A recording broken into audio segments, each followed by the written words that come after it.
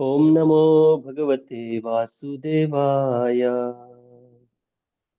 ओम नमो भगवते वासुदेवाय। ओम नमो भगवते वासुदेवाय। ओम नमो भगवते वासुदेवाय। ओम नमो भगवते वासुदेवाय। ओम नमो भगवते वासुदेवाय। ओम अज्ञानतिमिरन्धस्य ज्ञानाञ्जनशलाकया चक्षुरुन्मिलितं येन तस्मै तस्मै श्रीगुरुवे श्रीगुरुवे नमः। नमः। नमः ॐ विष्णुपादाय कृष्णपादाय कृष्णपृष्ठाय कृष्णपृष्ठाय भूतले भूतले श्रीमते श्रीमते भक्तिवेदान्त भक्तिवेदान्त स्वामिनिति नामिने। नमस्ते सारस्वती देवे गौरवाणी प्रचारिणे निर्विशेष शून्यवादी पाश्चात्यदेशतारिणे वाञ्छाकल्पतरुभ्यश्च कृपा सिन्धुभ्येव च पतितानां पावनेभ्यो वैष्णवेभ्यो नमो नमः। जय श्री कृष्ण चैतन्य प्रभु नित्यानंद श्री अद्वैत गदाधर श्रीवासादि गौर भक्त वृंद। हरे कृष्णा कृष्णा कृष्णा कृष्णा हरे हरे। हरे राम राम राम हरे हरे। हरे कृष्णा। सभी भक्तों का स्वागत है आज के ऑनलाइन श्रीमद् भागवतम क्लास में। तो हम चर्चा कर रहे हैं श्रीमद् भागवतम के प्रथम स्कंद के 5वें अध्याय की चर्चा कर रहे हैं। इसका शीर्षक है नारद का व्यासदेव जी को श्रीमद् भागवतम लिखने के लिए उपदेश। तो चर्चा इस प्रकार से चल रही थी कि कैसे नारद मुनि व्यासदेव जी के पास प्रकट होते हैं और व्यासदेव जी के मन में प्रश्न था कि मैंने बहुत सारे शास्त्र तो बहुत लिखे हैं, लेकिन कुछ तो ऐसा लिखना रह गया है जिसके कारण मैं खुद असंतुष्टि का अनुभव कर रहा हूँ। फिर नारद मुनि उनको सीधा बताते हैं कि आपने क्या नहीं लिखा है, इसके कारण आप असंतुष्ट हो। कौन सी ऐसी बात है जो आपने लिखी नहीं है? तो वो कौन सी ऐसी बात थी जो लिखी नहीं है? वो है भगवान श्री कृष्ण की लीला लिखी नहीं, भगवान श्री कृष्ण के बारे में नहीं लिखा है। स्पष्ट रूप से उन्होंने बता दिया था। और भी फिर उसका विस्तारित रूप से वर्णन करते हुए बताते हैं कि भगवान के बारे में जो चरित्र है, ये बहुत महान चरित्र है। और जो भगवान को छोड़कर जिन ग्रंथों को लिखा जाता है इस संसार में, उसकी तुलना वो कौवे के स्थान के समान करते हैं। मतलब जहां पर कौवे रहते हैं, और कौवे कहाँ पे रहते हैं? जहां पर कूड़ा कचरा रहता है वहां पर कौवे रहते हैं, है ना। उसकी तुलना भगवान श्री कृष्ण की जो लीला है उससे वर्जित जो शास्त्र लिखा गया है उससे करते हैं। और जहां पर जो लोग भगवान श्री कृष्ण के नाम रूप गुण लीला में रुचि रखते हैं, ऐसे जो महान साधु संत हैं जो भक्त है भगवान के, उनकी तुलना हंस नाम की पंछी से करते हैं। जो हंस पंछी जो होता है, हमेशा शुद्ध और सात्विक वातावरण में रहता है और कभी दोषों में कभी रुचि नहीं लेता। मतलब जो असत्य चीजें हैं, असत्य चीजों में कभी हंस नाम के समान जो ऋषि होते हैं वो कभी रुचि नहीं लेते। आगे जाकर बताते कि ऐसा जो शास्त्र है जो भगवान कृष्ण के गुणगान से पूर्ण रूप से परिपूर्ण हो, तद्वाक विसर्गो जनताग विक्लव। जो ऐसा शास्त्र बोला जाता है, विसर्ग मतलब बोलना या वर्णन करना या समाज में फैलाना। जनताघ विप्लव, जनता के जो अघ है मतलब पाप है, उस पाप को पूरी तरह से नष्ट कर देता है ये शास्त्र की वाणी। इसलिए यस्मिन प्रति श्लोकम मभद्यवत्यपि, प्रत्येक श्लोक में अगर भगवान का गुणगान किया गया है तो इससे लोगों के कष्ट दूर होंगे, पाप दूर होंगे। नामान्यनंत से शोकितानि है। भगवान के नाम इतना पावरफुल है क्योंकि इस नाम की महिमा जो वर्णन की जाती है ऐसे शास्त्रों में, भले बाहरी रूप से उसको अच्छे व्याकरण की दृष्टि से भले प्रस्तुत भी ना भी किया हो, अगर कथा या प्रवचन बहुत ऐसे संगीतमय तरीके से प्रस्तुत ना भी किया गया हो, लेकिन ऐसे शास्त्र को, ऐसी वाणी को कौन स्वीकार करते हैं? शृण्वन्ति गायन्ति गृणन्ति साधवा। शृण्वन्ति मतलब सुनते हैं, हाँ, गायन्ति गाते हैं, कौन? गृणंति साधवा, जो स्वीकार करते हैं, साधु लोग, जिनका भगवान से पूरा दृढ़ संबंध बना हुआ है। यहाँ तक हमने पिछले क्लास में चर्चा की थी, राइट ना? ओके, सही। तो आज से 12 नंबर श्लोक से हम चर्चा आगे बढ़ाएंगे। तो इस श्लोक में भगवान की भक्ति अगर जिस ज्ञान में, जिस कर्म में, जिस पद्धति में नहीं है, भगवान की भक्ति का वर्णन वो किस प्रकार से व्यर्थ है, इसका वर्णन 12 नंबर श्लोक में किया जा रहा है। ठीक है, श्लोक बड़ा लंबा है, फिर मेरे साथ मेरे पीछे दोहराइए।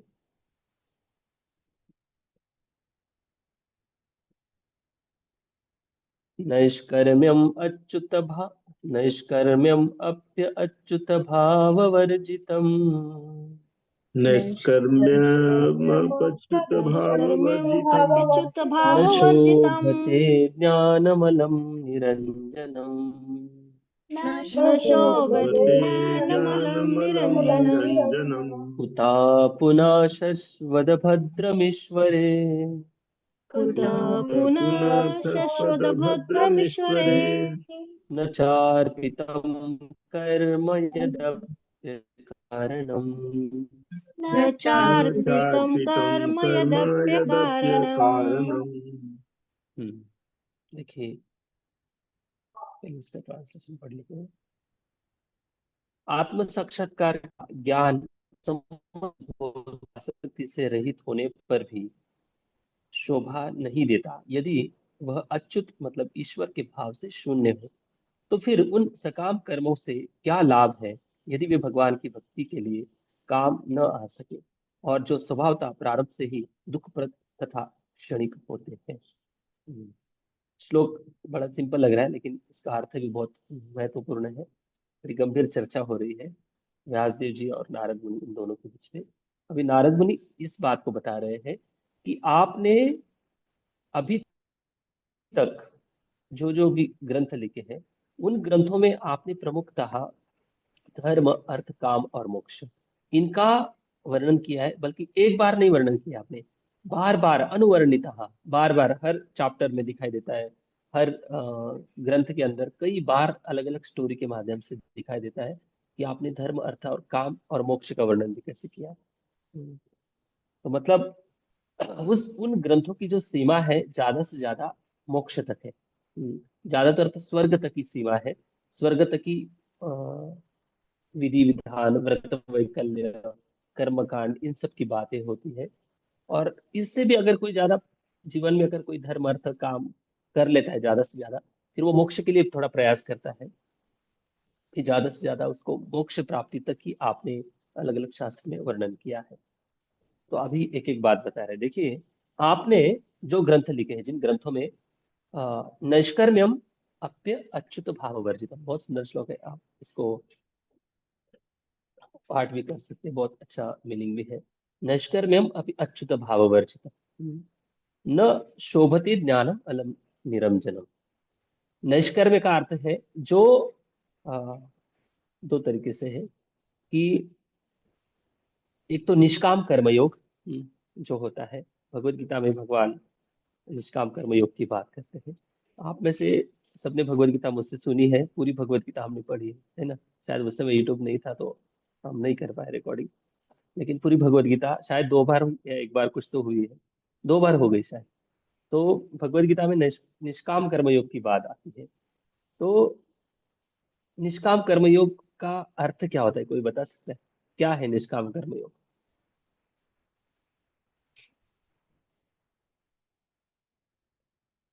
कोई इच्छा न होना, फलाची स्वार्थी अपेक्षा न इच्छा न ठेवता होना। कर्म करणे। अच्छा, कोई इच्छा नहीं होती। निरपेक्ष भाव। और हाँ, और कोई कुछ बता सकता है निष्काम कर्मयोग का अर्थ क्या?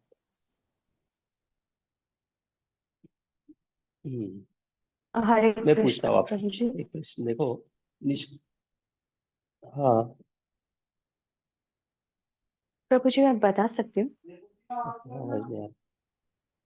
हाँ बताइए। प्रभु जी जो हम कर्म करते हैं उनका सारा फल भगवान को अर्पित करना, वो निष्काम कर्म। ओके, सारा फल बोले हाँ। Very good.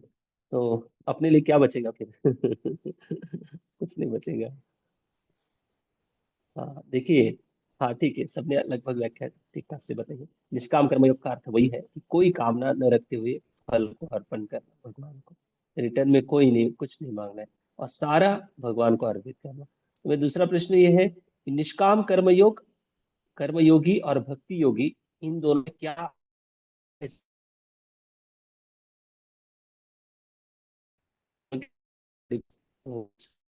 कुछ ऐसी important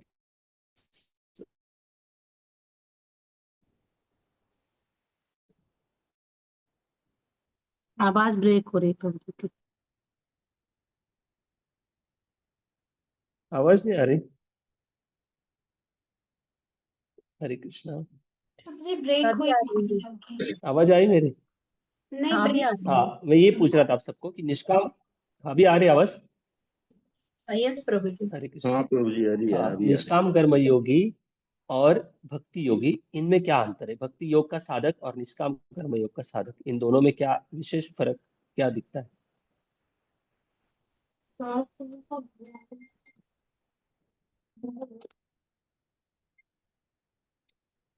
हरे कृष्णा प्रभु जी।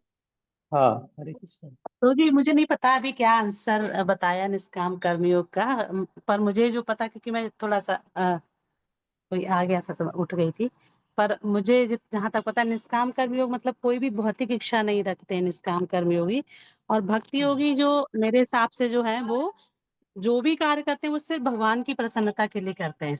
जो भी काम है वो सिर्फ भगवान की प्रसन्नता के लिए, उसमें मतलब जैसे भगवान को भोग लगाना या भगवान के लिए श्रृंगार करना, वो कोई कुछ भी भगवान से कोई इच्छा ही नहीं होती उनको, किसी कैसे भी भगवान को प्रसन्न करना है। मुझे यही समझ आता है प्रभु। ओके हर परिस्थिति में उनको भगवान को प्रसन्न करना है, बस भक्ति योग यही है। ओके, ठीक ठीक।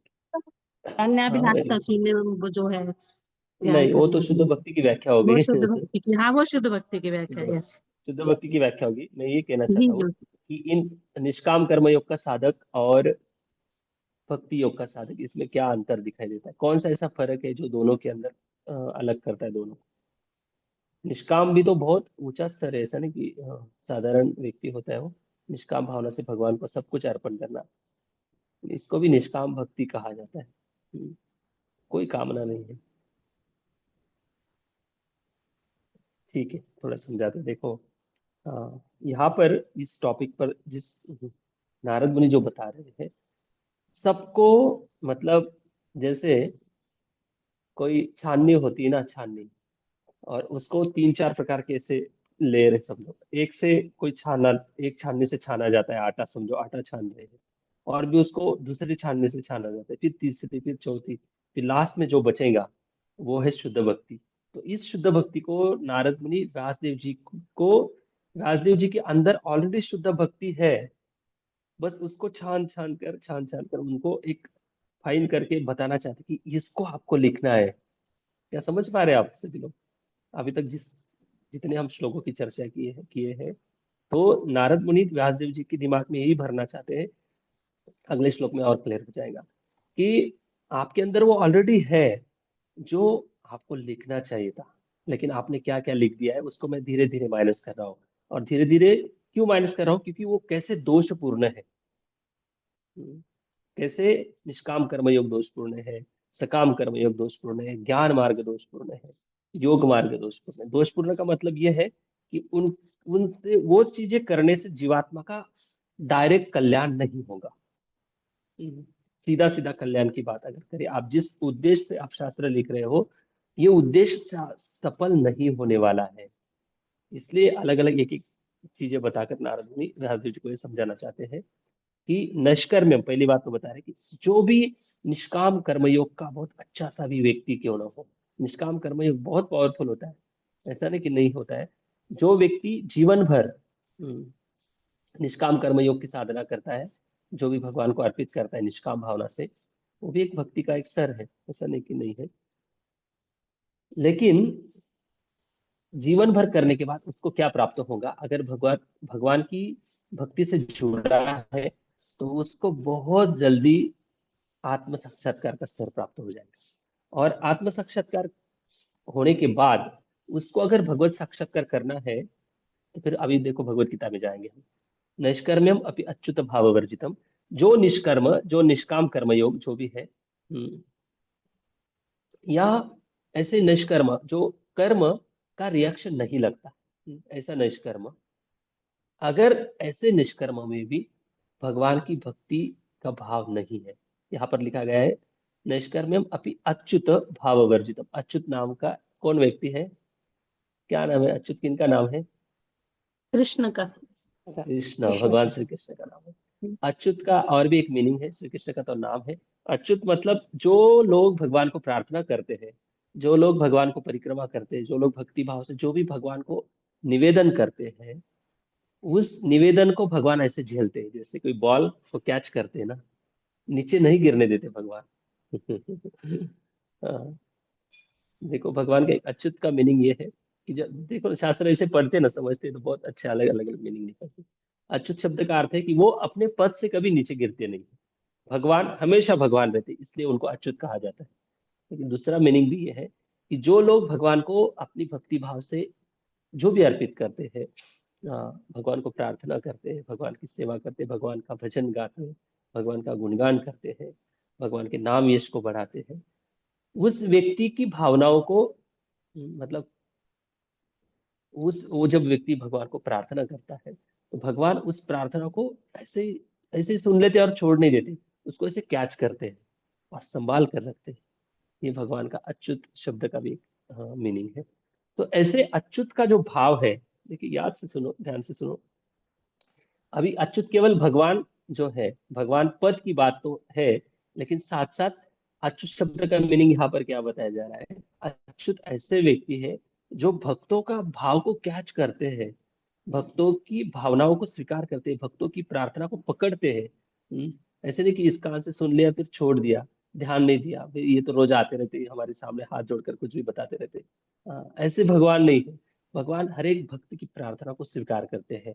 और ये कब संभव है? जब भगवान के अंदर भाव हो। और कौन सा भाव है भगवान के अंदर? भक्त वत्सलता का भाव। भक्त और भगवान का जो संबंध है, उस अच्युत भाव को आपने वर्जित, ऐसे अपने शास्त्र लिखा है। वर्जित का मतलब ये है कि जैसे दरवाजा लगा देते हैं ना, कड़ी लगा दी, दरवाजे को बंद कर दिया, लॉक लगा दिया, क्या दरवाजे से हम बाहर जा सकते हैं या बाहर का व्यक्ति अंदर आ सकता है? नहीं, दोनों तरफ से इन और आउट बंद हो जाए। क्यों? क्योंकि दरवाजा बंद कर दिया है। वैसे ही वर्जित शब्दों को कहा गया है। वर्जित मतलब पूरी तरह से आपने वर्जित रूप से लिखा है। कैसे? अच्युत भाव वर्जित, भले वो निष्काम कर्मयोग के शास्त्र भी क्यों ना हो। पहली लाइन का अर्थ सब लोग समझ पाए? शायद, मैं आशा करता हूँ बैठे से समझा पाए। इसको कहते हैं नैष्कर्म्यम अपि अच्युत भाव वर्जितम। ऐसे अच्युत भगवान से, भगवान का जो भक्ति भाव है, भक्त और भगवान का, ऐसे भाव को वर्जित आपने शास्त्र लिखे हैं। इसलिए न शोभते ज्ञानम अलम निरंजन। जैसे कोई बहुत अच्छा श्रृंगार किया है किसी व्यक्ति ने, और श्रृंगार करने के बाद माथे पर तिलक नहीं लगाए है, फिर जो भी है, जो सबसे चेहरे को सजाया नहीं, पूरे शरीर को सजा लिया है, बहुत अच्छे अच्छे वस्त्र पहने हैं, हाथ में कंगन पहने, पैरों में पैंजन पहने हैं, हाथों में बाजूबंद है, सब कुछ पहना है, लेकिन चेहरे को अच्छे से सजाया नहीं।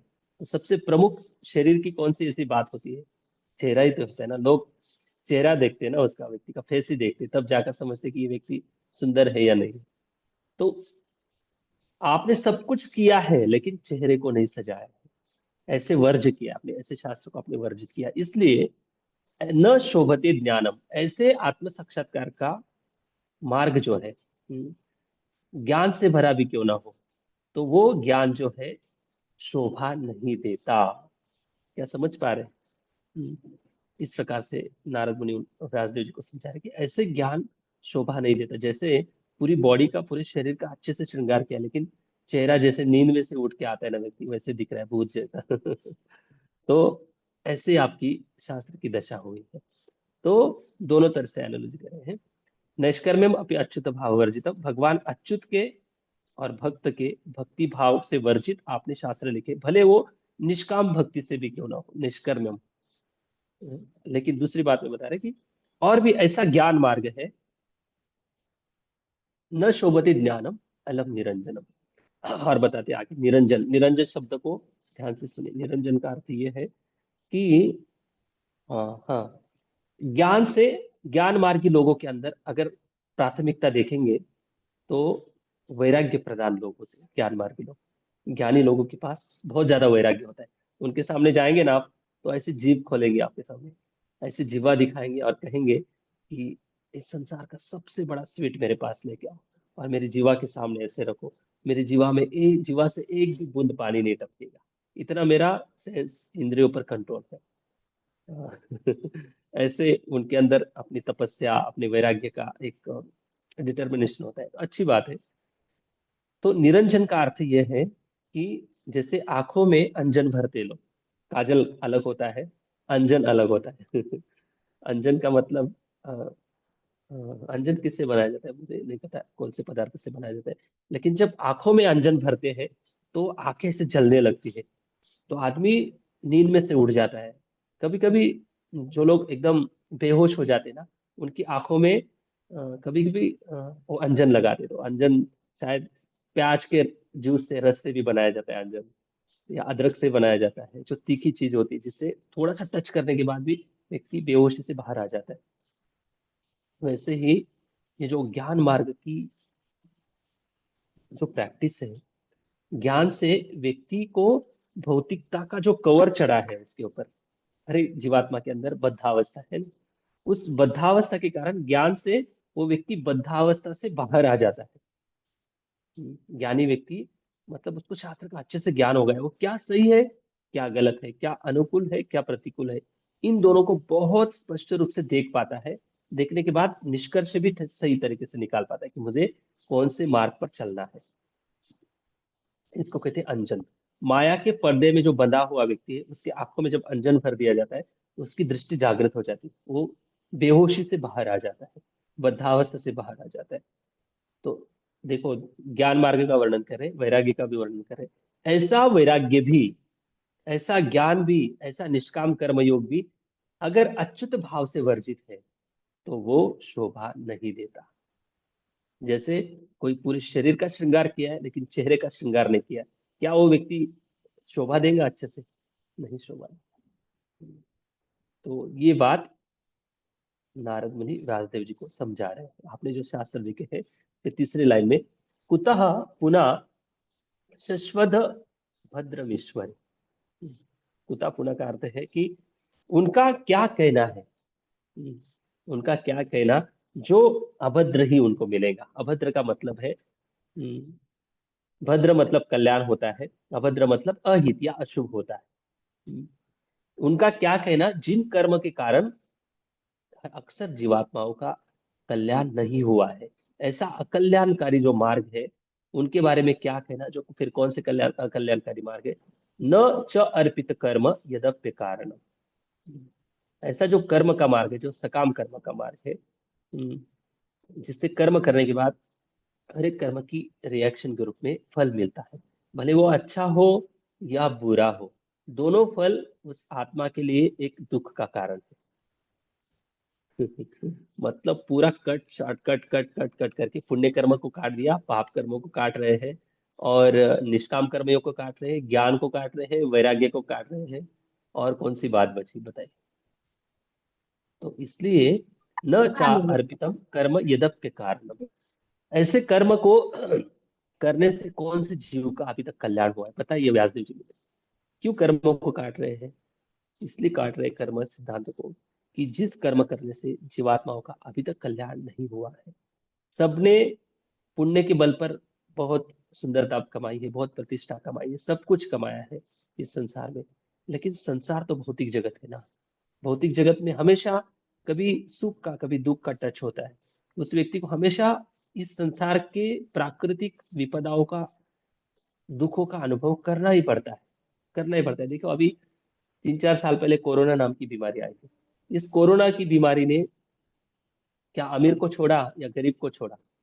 किसी को भी नहीं छोड़ा, सबको पकड़ के मारा। हाँ, तो ये भौतिक जगत है। चाहे आप कितने भी कुछ भी बन लो इस संसार में, लेकिन कभी सुखी होने का जो अनुभव है वो बस मन का अनुभव रहेगा। तो ये बात बता रहे कि इससे जीवात्माओं का कल्याण कभी न हुआ है, ना होगा। जो आप जिस आशा से आपने शास्त्र लिखे हैं, जिस आशा से आपने ग्रंथ लिखे हैं, कैसे संभव है? इसलिए व्यासदेव जी यहाँ पर इस दृष्टि से बता रहे हैं कि उनका क्या कहना, न कुता न कुता पुनः शश्वत भद्रमीश्वरे, उनका कैसे कल्याण होगा। एक न्याय होता है संस्कृत में, कय मुत्य न्याय। कय मुत्य मतलब किम, ऐसे कैसे संभव है, इनका क्या कहना, इनके बारे में क्या कहना। जैसे कि बहुत बड़ा तालाब है या नदी है, जो भी सरोवर है, उनके अंदर ऊंट नाम का प्राणी भी डूब जाता है। ऊंट तो अक्सर बहुत ऊंचा होता है। ऊंट भी पानी में डूब जाता है। तो अगर उसी पानी में अगर मनुष्य जाता है, तो मनुष्य भी तो स्वाभाविक रूप से डूब जाएगा, है ना। मनुष्य की ऐसी क्या गारंटी है जो डूबेगा नहीं, क्योंकि ऊंट ऑलरेडी डूब जाता है, क्योंकि ऊंट हाइट से बहुत ज्यादा है। तो वैसे ही अगर निष्काम कर्म योग वाले, हाँ, ज्ञान मार्ग वाले, वैराग्य वाले, योग मार्ग मार्ग वाले, ब्रह्म साक्षात्कार करने वाले भी इसमें आ रहा है। ज्ञान मार्ग मतलब वो ब्रह्म में ही जाते हैं। ब्रह्म साक्षात्कार करने वालों की अगर कल्याण नहीं हो रहा है, तो कुता पुड़ा शश्वत भद्रमेश्वर है, उनकी भद्र की क्या आप बात कर रहे हो व्यासदेव जी, जो कर्म के आधार पर जीवन जी रहे हैं, सकाम कर्म के कर्म कांड के उपासना कर करके जीवन जी रहे हैं, उनकी सुख की क्या ऐसी गारंटी संसार। इसलिए आपने जो शास्त्र लिखे हैं वो कदापि जीवात्माओं का कल्याण नहीं कर सकती। ये स्पष्ट रूप से व्याख्या नारद मुनि व्यासदेव जी को समझा रहे हैं, एकदम कट टू कट बता। ओके, तो ये बात इस श्लोक में बताई गई है।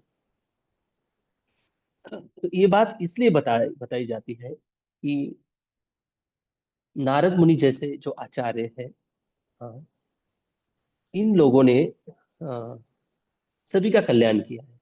ऐसा नहीं कि केवल भक्तों का ही कल्याण किया। जी, इनके संपर्क में देवता भी आते हैं, देवताओं को भी सदुपदेश देते हैं, असुरों को भी सदुपदेश देते हैं। जो वैरागी होते हैं उनको भी भक्ति का मार्ग सिखाते हैं। सबको धीरे धीरे धीरे धीरे भक्ति की ओर ले जाना चाहते हैं।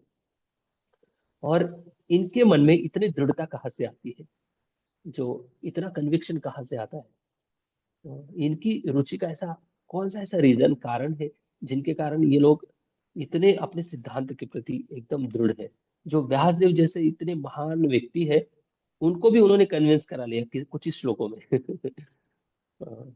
तो ये संभव तब है जब, समझो एक वस्तु है, जैसे एक वस्तु है, अभी मेरे पास इनहेलर है, मैं कुछ प्रयोग करके दिखाता हूँ।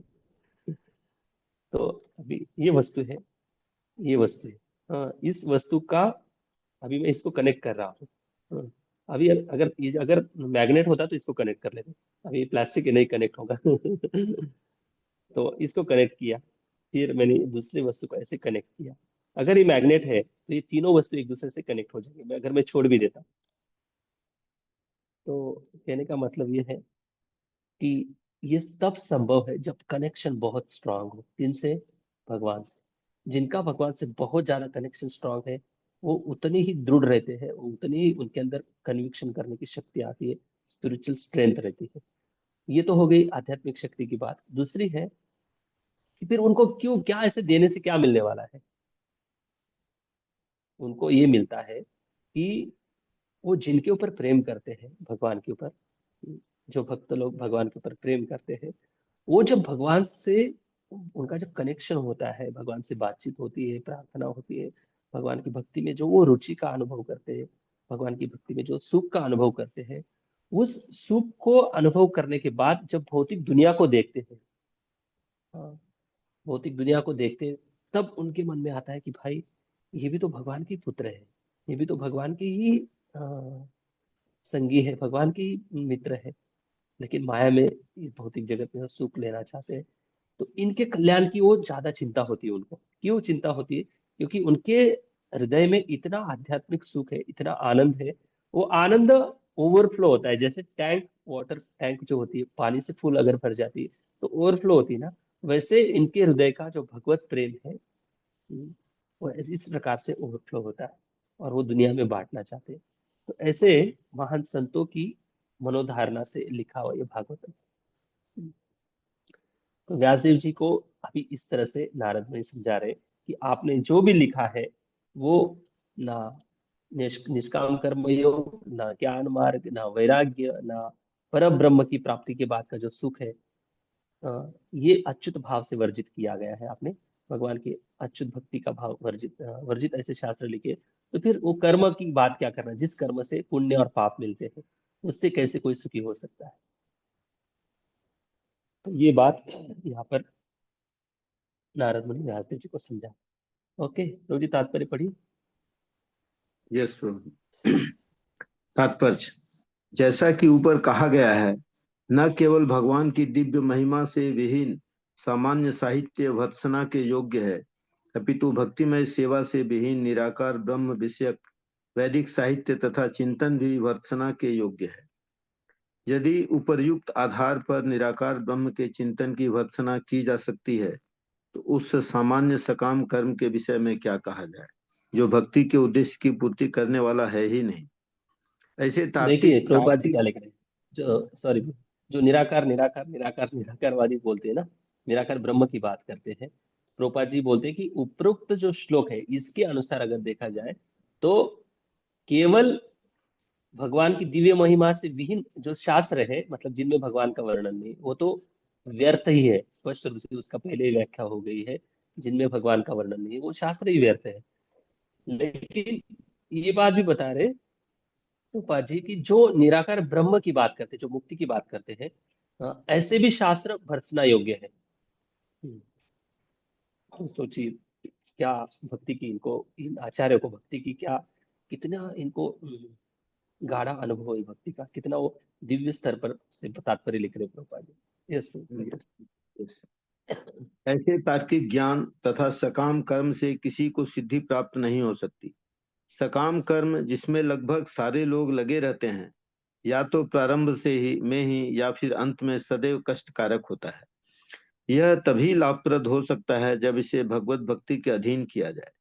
भगवत गीता में भी इसकी पुष्टि की गई है कि ऐसे सकाम कर्म के फल को भगवान की सेवा में अर्पित कर देना चाहिए, अन्यथा वह भौतिक बंधन का कारण होता है। सकाम कर्म के प्रामाणिक भोक्ता भगवान है, और जब इसे जीव की इंद्रिय तृप्ति में लगाया जाता है तो यह घोर कष्ट का कारण बन जाता है। हरे कृष्ण। हरे कृष्ण। भाई बिरला लोग ही इसको समझे। शास्त्र की जो बात है ना, बाहर इतना सुंदर तरीके से शास्त्र बताया, जब तक इसके टच में नहीं रहेंगे ना, तो हमारा डेली उठना सोना खाना पीना इस जीवन में कहाँ भागवतम की वाणी की याद आती है। फिर अपने अपने तरीके से लोग जीवन जीते हैं। और अपने तरीके से उनको आध्यात्मिक सिद्धांत भी पता है, जो बहुत रेयर लोग हैं इस संसार के, इन्हीं को इस भागवतम के इस श्लोकों का मीनिंग शायद आपने भी पहली बार समझ रहे होंगे ये, या मैं भी पहली बार समझ रहा हूँ। अलग अलग दृष्टि से भागवतम अगर समझते हैं, एक एक वर्ड का जो मीनिंग है। भागवतम जब पढ़ते हैं वैसे एक एक श्लोक पढ़ते जाते पढ़ते जाते पढ़ते जाते, इससे क्या होता है, चलो भागवतम पढ़ने की तो एक फल मिलता है, सुकृति मिलती है, अच्छी बात है, लेकिन समझ के पढ़ना, समझ के सुनना, ये बहुत जरूरी है शास्त्र को। ओके 13 नंबर श्लोक।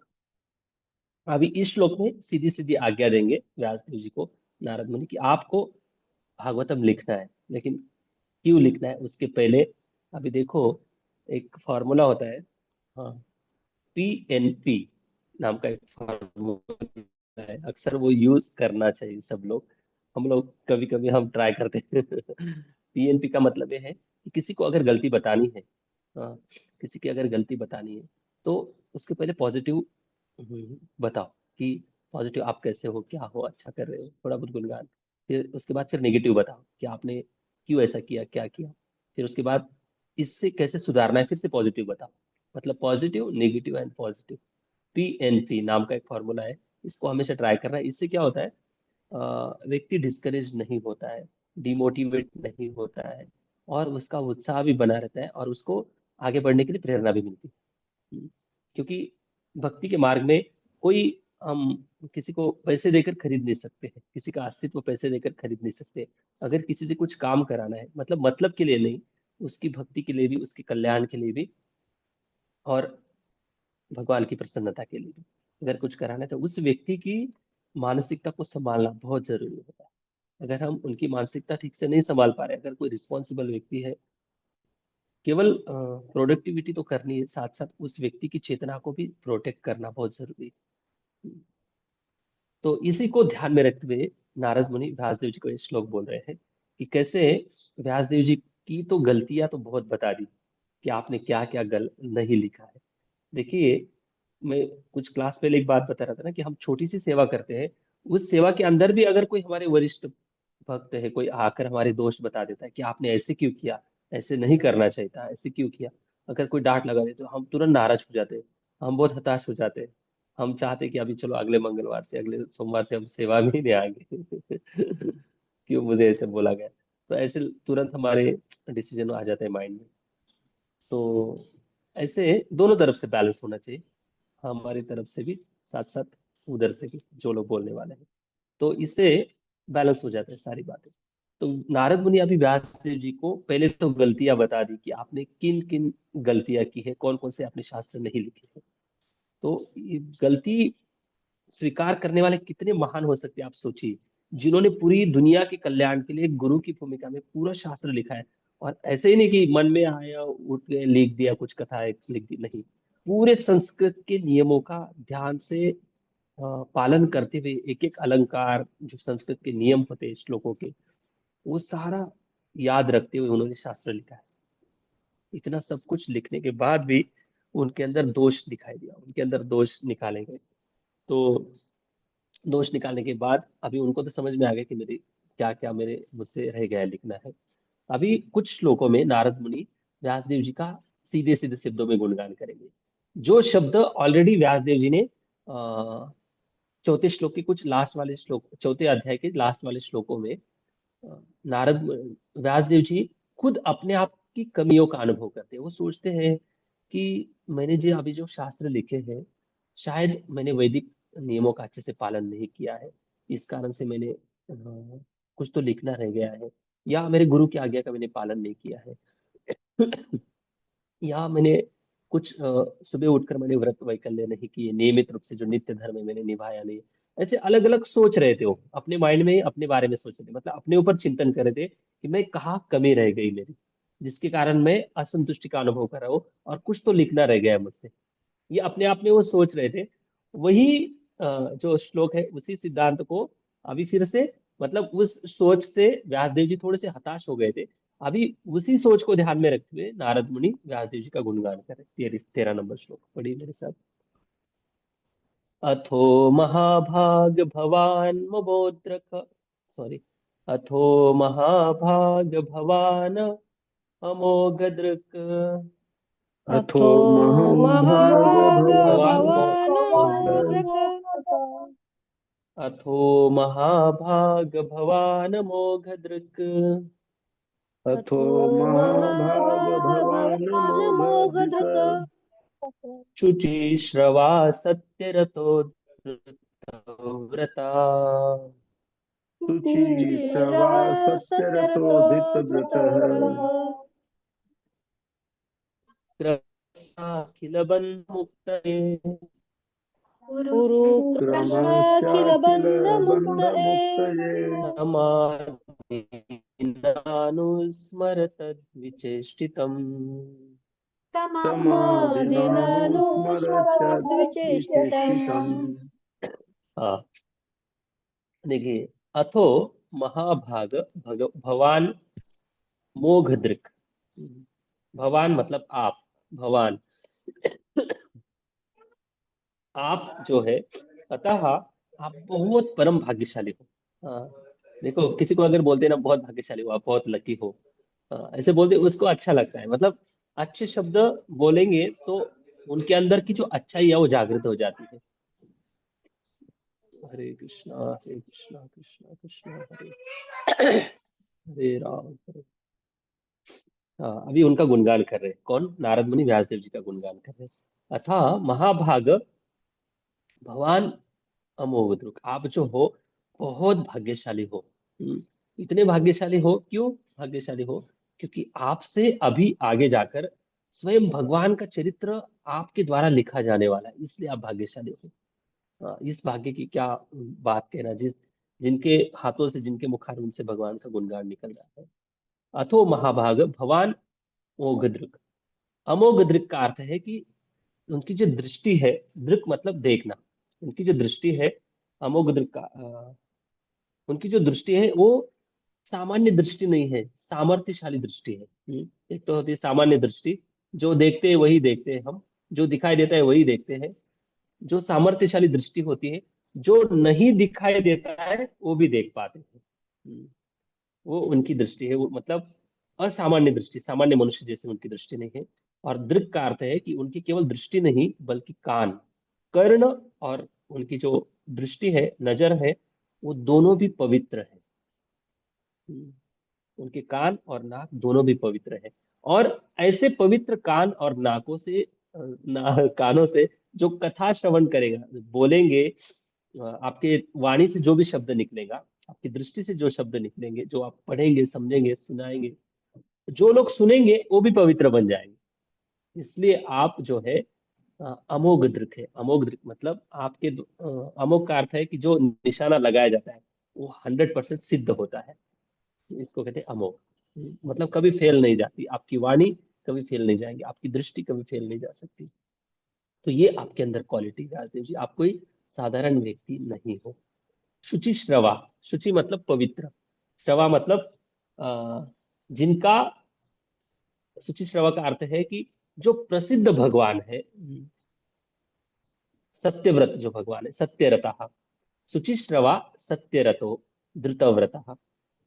शुचिश्रवा का अर्थ है कि आपके सारी इंद्रियां बहुत पवित्र है, आपका जीवन ही निर्मल है, आपने सारे व्रतों का पालन किया है, और इस कारण से श्रवा मतलब आप बहुत प्रसिद्ध हो। आपकी इंद्रियों पर, मन पर सब कुछ नियंत्रण है, भाग्यशाली हो, और इसके कारण आप बहुत फेमस हो, सारे ऋषि मुनियों में आप फेमस हो, प्रसिद्ध हो आप। क्यों फेमस प्रसिद्ध हो? सत्यरतः, जो परम सत्य भगवान है, उनकी प्रसन्नता के लिए आप धृतव्रतः, दृढ़ व्रत से आपने जीवन भर पालन किया है। देखो, जो भगवान के भक्त होते हैं ना, वो उनका गुणगान करने का तरीका क्या होता है? हम गुणगान करने का तरीका क्या होता है कि हाँ, आपने आज अच्छे कपड़े पहने हैं इसलिए आप अच्छे लग रहे हो, उनको खुश कराने के लिए ऐसे भारी रूप से भारी चीजों का गुणगान करते हैं। लेकिन भक्त तो भारी चीजों को देखते नहीं, भारी रूप से कैसे भी दिखाई दो व्यक्ति, लेकिन आंतरिक जो सुंदरता है, उस सुंदरता को देखकर उनका गुणगान किया जाता है। क्यों भारी सुंदरता का ज्यादा गुणगान नहीं किया करना चाहिए? भारी सुंदरता का जितना गुणगान करेंगे ना, वो व्यक्ति, उसकी जो एनर्जी है ना, भारी सुंदरता से अगर उनको गुणगान मिल रहा है तो अपनी एनर्जी भारी सुंदरता और बढ़ाने में लगाएगा। मतलब उसका और टाइम वेस्ट हो जाएगा जिंदगी का। हाँ, अगर किसी को बताया कि आपने बहुत अच्छा ड्रेस पहना है, तो फिर वो अगली बार जब मिलेगा और अलग रंग का ड्रेस पहन कर आएगा, क्योंकि और बाहरी रूप से गुणगान मिल रहा है। आंतरिक रूप से गुणगान अगर किया जाए, देखो आप कितने विनम्र हो, कितने आपके अंदर शरणागति है, आपके जीवन में इतने सारे परिस्थिति आने के बाद भी आपने भगवान की भक्ति कभी नहीं छोड़ी है। तो इससे उनका और डिटर्मिनेशन और शरणागति और भगवान के प्रति प्रेम बढ़ता है उनका। तो ऐसे गुणगान करो ताकि ऐसे गुणगान से उस व्यक्ति का आत्मकल्याण हो। तो अभी व्यासदेव जी का गुणगान आंतरिक सुंदरता से किया जा रहा है, और आगे बताते हैं कि उरुक्रमस्या अखिल बंध मुक्तयो।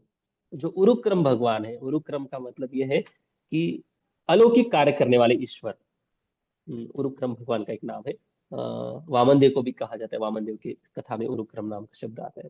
वो क्योंकि वामन देव भगवान ने एक चरण में पूरा, दो चरण में पूरे 2 लोग नाप लिए थे।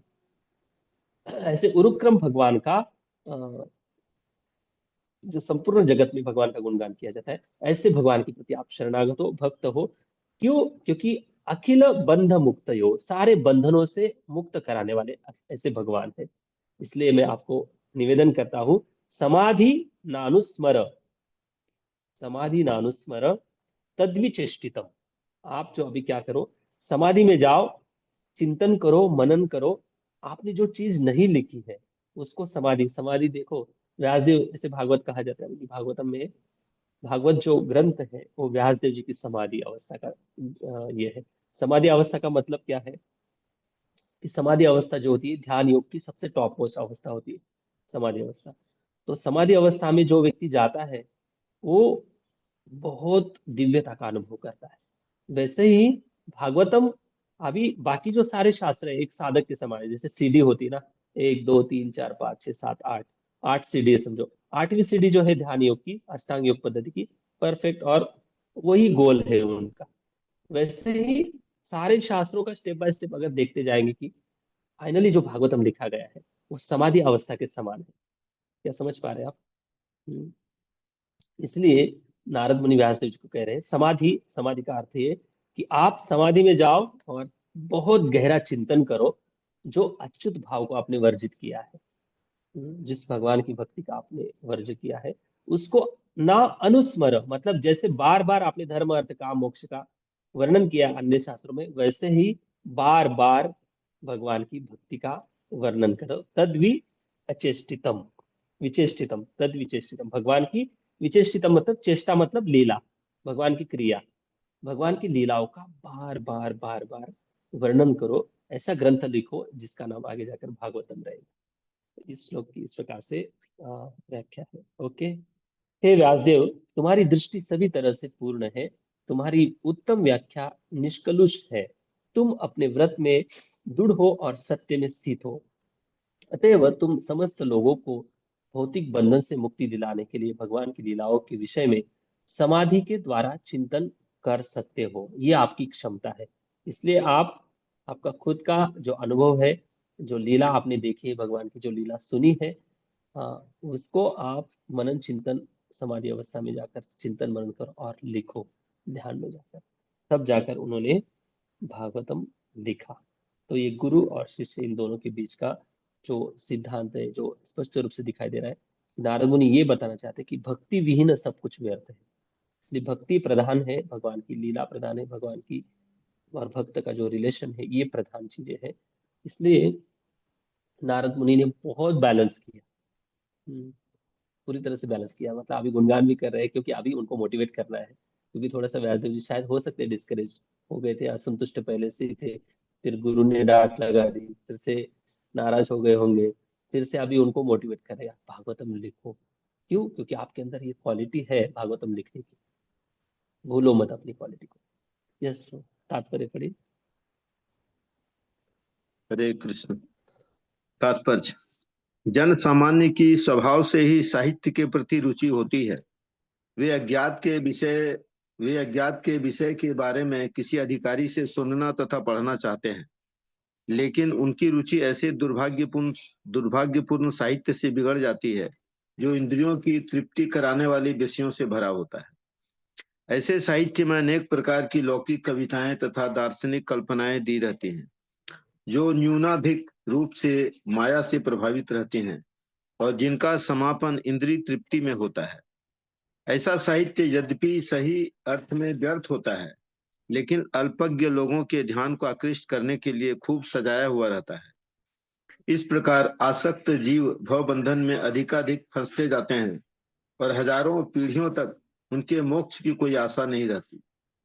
वैष्णवों में श्रेष्ठतम श्री नारद ऋषि ऐसे व्यर्थ साहित्य के अभागे शिकारों के प्रति करुणा से अभिभूत होकर श्री व्यास देव को ऐसा दिव्य साहित्य रचने के लिए उपदेश देते हैं जो न केवल आकर्षक हो अपितु सभी प्रकार के बंधनों से मोक्ष प्रदान कराने वाला भी हो।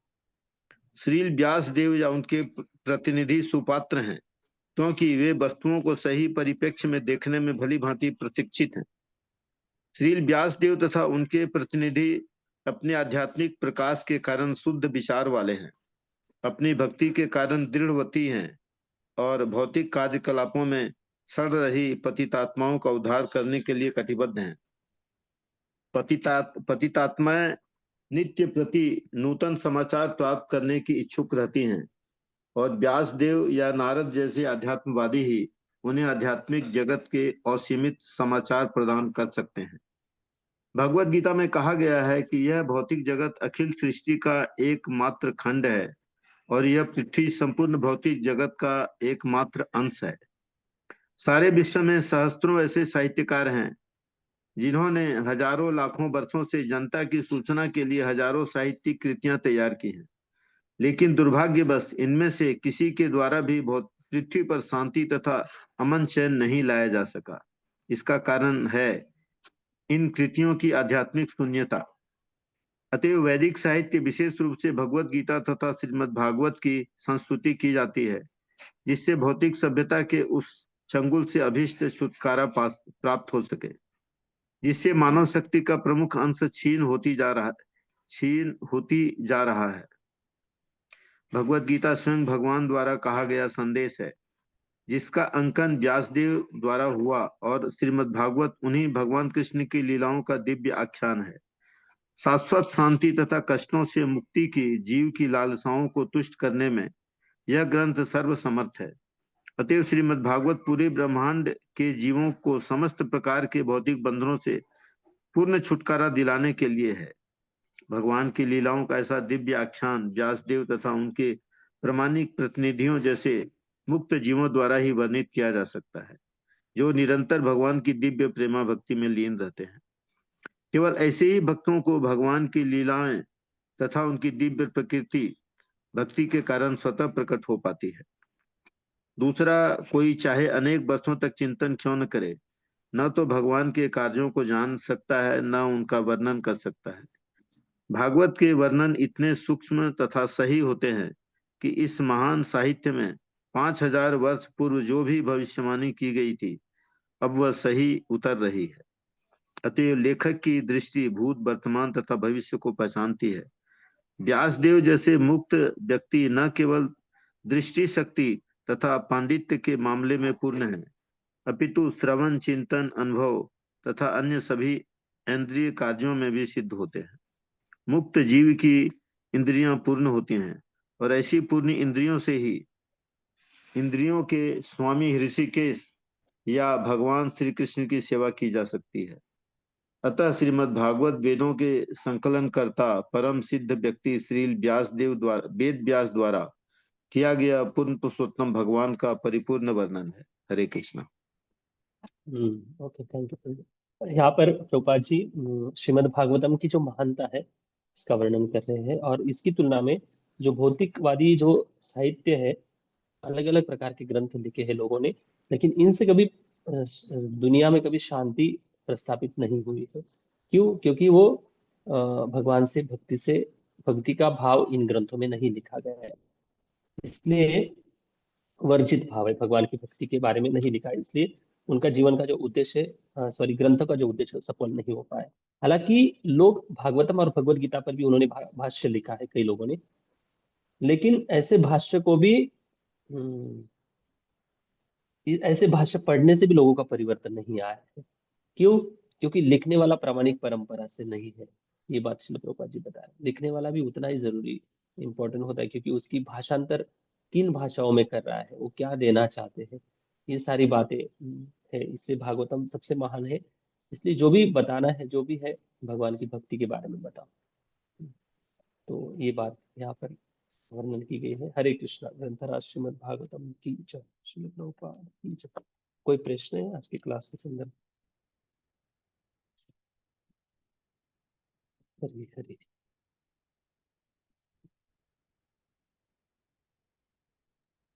ओके, कोई प्रश्न नहीं।